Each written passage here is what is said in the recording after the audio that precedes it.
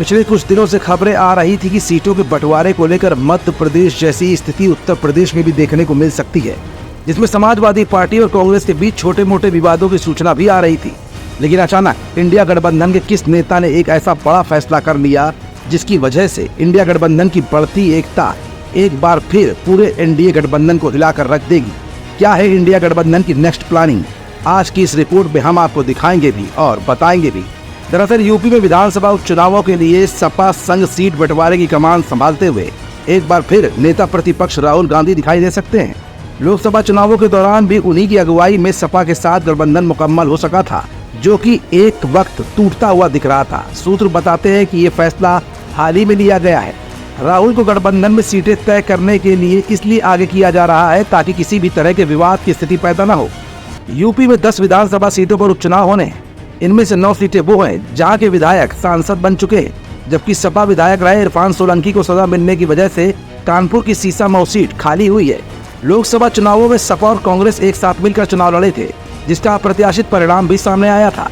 अब कांग्रेस और समाजवादी पार्टी दोनों ही चाहती है कि वो गठबंधन बरकरार रखें और उपचुनाव में भी सपा और कांग्रेस साथ मिलकर चुनावी मैदान में उतरें। लेकिन कांग्रेस और समाजवादी पार्टी की अति महत्वाकांक्षा इसमें रोड़ा बनती हुई दिख रही है। सूत्रों की माने तो उपचुनाव में कांग्रेस 3-4 सीटें चाहती है, जबकि समाजवादी पार्टी उसे 1 या 2 सीट से ज्यादा देने के मूड में नहीं है। यही नहीं, इसके एवज में वो महाराष्ट्र और हरियाणा में भी विधानसभा चुनावों के लिए अपनी सीटें चाहती है। जानकार मानते हैं कि इससे खींचतान की स्थिति भी पैदा हो सकती है, ठीक उसी तरह जैसे मध्य प्रदेश की विधानसभा चुनावों के दौरान आई थी। यही खींचतान लोकसभा चुनाव के सपा कांग्रेस गठबंधन फाइनल होने का मुख्य रोड़ा भी बनी थी। राहुल गांधी की अगुवाई में जब खींचतान हुई उसके बाद ही गठबंधन की राह आसान हुई थी। कांग्रेस मानती है कि उसके लिए यूपी में अपने पांव मजबूत करने के लिए सपा का साथ बेहद जरूरी है। ऐसे में एक अच्छे संदेश के साथ गठबंधन करने की पूरी कोशिश होगी। राहुल गांधी इसकी अगुवाई करेंगे तो एक सकारात्मक संदेश भी जाएगा और खींचतान की गुंजाइश भी कम होती जाएगी। सपा 10 में से 6, जबकि कांग्रेस सभी 10 सीटों पर पर्यवेक्षक उतार चुकी है। तमाम राजनीतिक जानकार इसे खींचतान की शुरुआत मान रहे हैं। कुछ समय पहले कांग्रेस ने जिला अध्यक्षों के साथ बैठक में साफ कर दिया था कि जिन सीटों पर सपा के विधायक जीते थे उन पर वो दावा नहीं करेगी, जबकि एनडीए के पास रही 5 की 5 सीटों पर उसकी दावेदारी होगी। 5 में से कितनी सीटें कांग्रेस के पास आएंगी ये बाद में तय किया जाएगा।